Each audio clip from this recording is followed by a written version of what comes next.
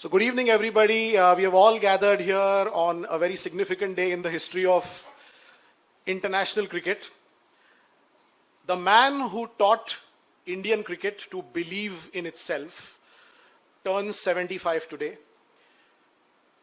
The boy from Bhagirathi building who went on to become a citizen of the world, an achiever, a super achiever in fact, rewrote the record books and established new landmarks and created new standards, raised standards, not just on the field but also off the field. He was a pioneer in several diverse activities and ventures. In fact, he has been a media personality maybe twice the number of years that he actually was a cricketer.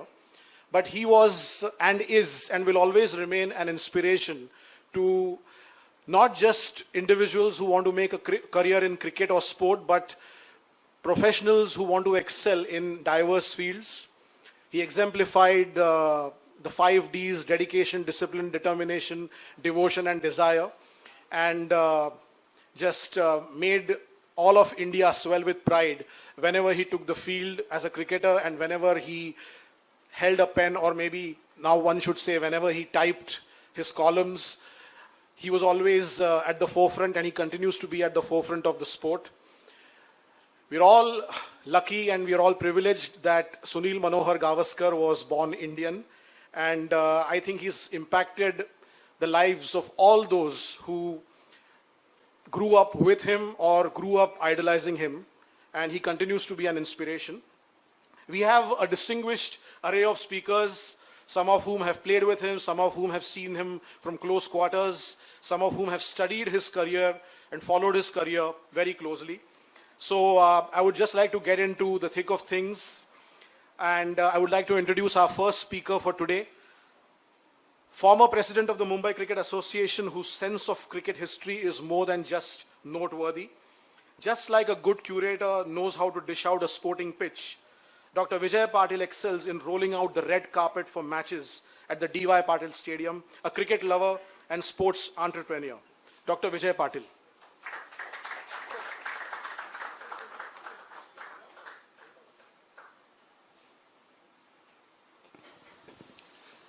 Good evening, friends. Actually, before I got into this hall, I was a little apprehensive because Marcus had sent me a message in a very military style that the doors are going to be shut at 6 p.m. So I was a little apprehensive because I was about 3 minutes late. So I was just wondering whether, I'll get an entry, but here I am. It was about a couple of weeks ago that, Marcus invited me to be a part of this celebration. And I can't tell you how delighted I am to be present among all of us here. I see so many stalwarts sitting over here on the dais. Some, Jayantilal ji is there, who's played for India. I see the celebrated commentator Fredun, deVitre, who I grew up listening, the Nadkarni brothers, Shirish ji, Bharat ji, Anil Joshi ji.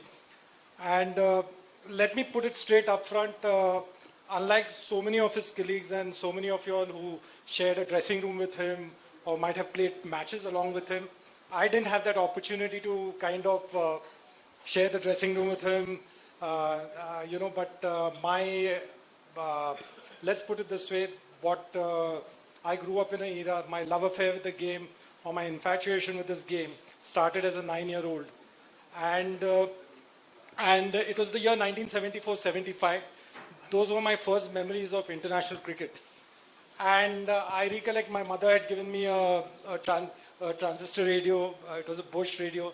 And in those times, you didn't have saturation, television coverage, satellite coverage like what we have today. And my first recollection was watching, listening to radio commentary coming in from the West Indies. And it was a 74-75 series. It was the test match that was being played at Port of Spain. India was facing a very daunting challenge. It was chasing about 400 plus runs. That sort of score had never been overtaken in the history of cricket. And here was, the legend, one of the finest opening batsmen the world has ever seen. So Donald Bradman, had that same thought about Sunil Gavaskar. And here was the little master exhibiting all his skill, his concentration levels, to score an absolutely superb 100.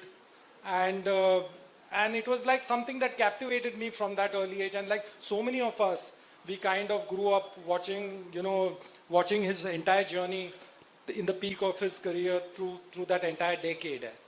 Got a brilliant 100. Of course, he was helped along the way by that brilliant knocks by the other little master of Indian cricket, G.R. Vishwanath. He got a brilliant knock to Brijesh Patel, chipped in. And we chased an absolutely impossible score, first time in the history of Indian cricket. So that was my first brush. Those were my first memories of, listening to this great man play. As you know, in those days, like as I said in the beginning, cricket was very different. There was a certain romance in the game. Access to cricket was also limited. So you could very safely say that, if we might have been, we had a population of more than probably at that time, India's population could have been about 700, 800 million. But only probably 0.001% of people would get an opportunity to enter into test grounds, to get into stadiums there. So our exposure to these great batsmen, to these legendary batsmen, only happened through magazines, through newspapers, through radio commentary, which we've been captivated from so many years there. Of course, the next test was also something that had a deep imprint in my mind. And of course, that was the famous Jamaica test match in Kingston. And, we were hearing all that. And Lloyd's team was on the back foot. They'd just come out of a drubbing from Australia, where they were beaten 5-1 by the all-conquering Australians at that point of time, where Dennis Lillee, Jeff Thompson, they were at the peak of their powers. And the West Indians were just about establishing, the players who went on to become legendary cricketers were just about establishing their roots. And so Clive Lloyd, the then West Indian captain, was very keen that, because he had to turn the tables around. And the Jamaica was a really difficult pitch. Some of the description of the pitch that I've read from books authored by the great man himself and other authors and journalists would say that was a very difficult pitch to bat on. But in spite of being in such a dodgy wicket, he got a brilliant 60 in that inning. Of course, 5 of our batsmen were injured. That included Vishwanath, Brijesh Patel, Anshuman Gaikwad. Great opener with great skill and temperament was hit in the head. So it was, I think, probably the only instance in Test match cricket where a very, that another dynamic personality of Indian cricket, Bishan Singh Bedi, he had to declare the inning at that point of time, and we had to concede that match to the West Indies. Since then, there have been many occasions, we watched with great excitement and emotion the journey of the little master, making those hundreds against, some of the best bowling attacks the world has ever seen. In those days, it was not just a matter of having great skill, great temperament. It was also about courage. It was also about being fearless, because protective gear wasn't there. The little master used to bat without a helmet. And you just cannot conceive today's modern day cricket without the helmet, because it would be a very different game that we would see today. But that was the era in which the great player, created a mark around the world. And the only time that I recollect him ever wearing a helmet, or not really a helmet, was this skull cap which he wore. And when I spoke to him, and I know he said this in numerous times in many interviews, that in fact, when he showed that skull cap to one of his surgeons or doctors, he said that was in fact more dangerous to put on that skull cap. And that was not really offering any kind of protection to him. So that was a remarkable, characteristic of this great individual. Many test matches happened. There are many innings that I can speak about. When Sunil used to reach his 100, I mean, there was a certain inevitability to it. We used to all be glued to our radio sets.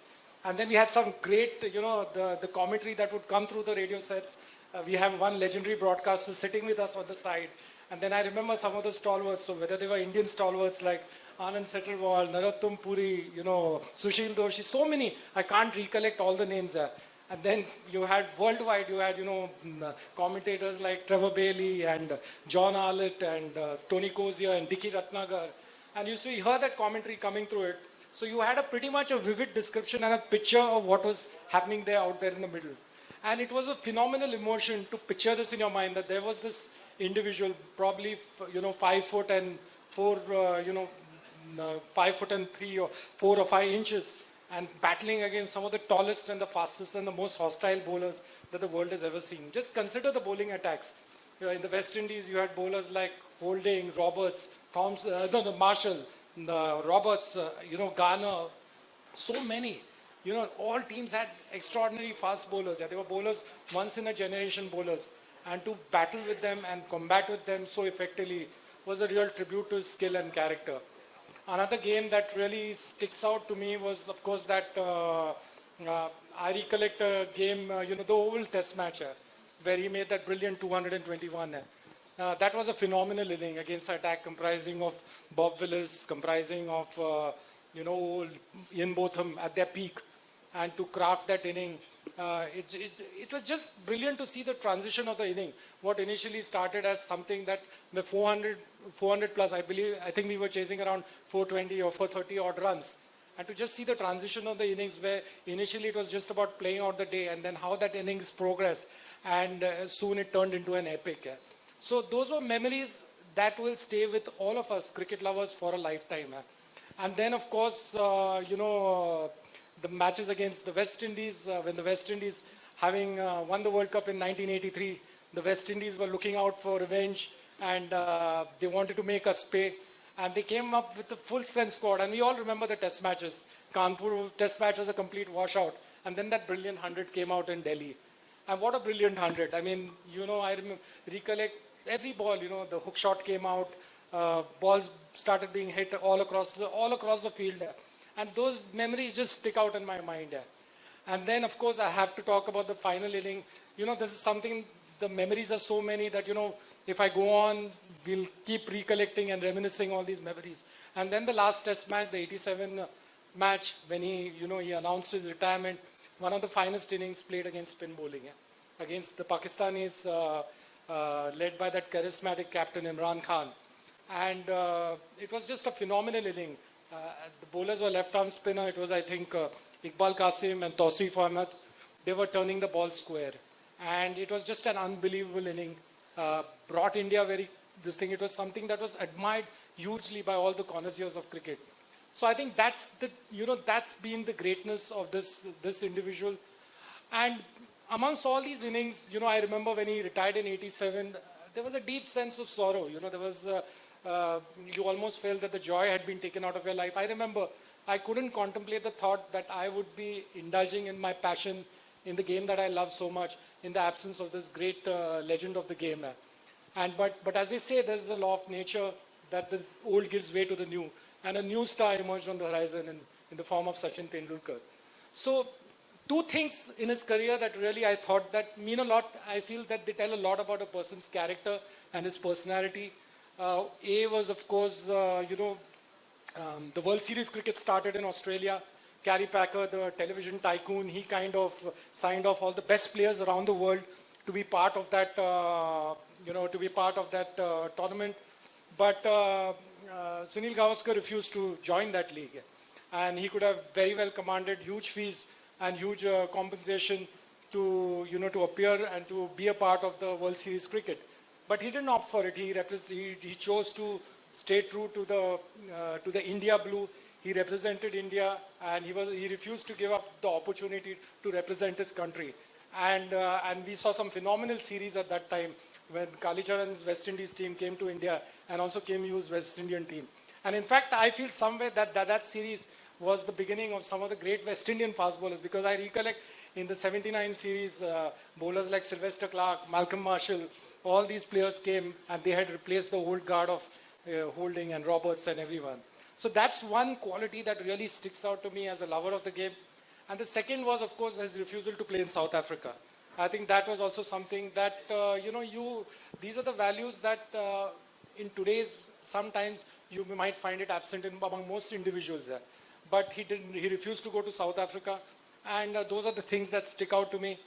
Finally, I think, in conclusion, I would like to say that his career post his cricketing journey has been exemplary as a commentator, as a broadcaster, as having deep sights into the game has been phenomenal. And it's been great to, watch him and express his insights into the game.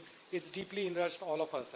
So on this occasion, once more, I think we've got a lot of speakers who will have a lot to say, personal anecdotes, which I have not been fortunate enough to have that opportunity. So I think I'll leave it to the rest. Jayantilal ji is here, who shared dressing rooms with him. I mean, that must have been such a phenomenal experience. So I think I'll just leave it at that. Once again, Marcus, thank you for inviting me for this. I think your contribution, what you're doing is really, really something that's worth appreciating, because you're keeping the legacy of this, of the great legends who played Indian cricket, because history needs to be preserved. It needs to be showcased there. So thank you so much for inviting me on this occasion. And also thank you for your patience, for letting me indulge in my personal indulgence in the great man's career. Thank you so much. Thank you, sir. I have a question for the audience. Can anybody tell me which was the first cricket match, international cricket match to be played in Australia that was telecast live in India? Any guesses? When was an international cricket match played in Australia telecast live for the first time in India? Any guesses?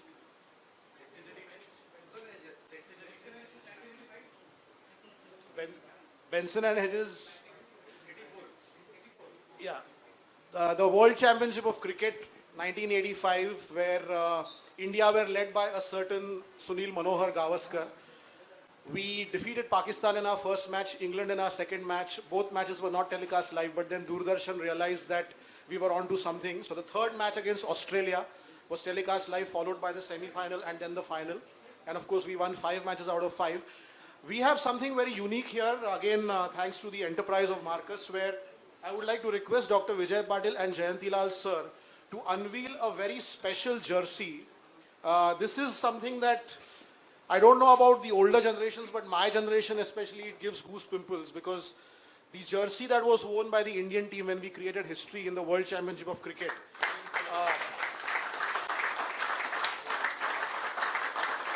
So this is just sensational. And this jersey is of course available, and I think you've all been getting details on how to acquire it on the WhatsApp group.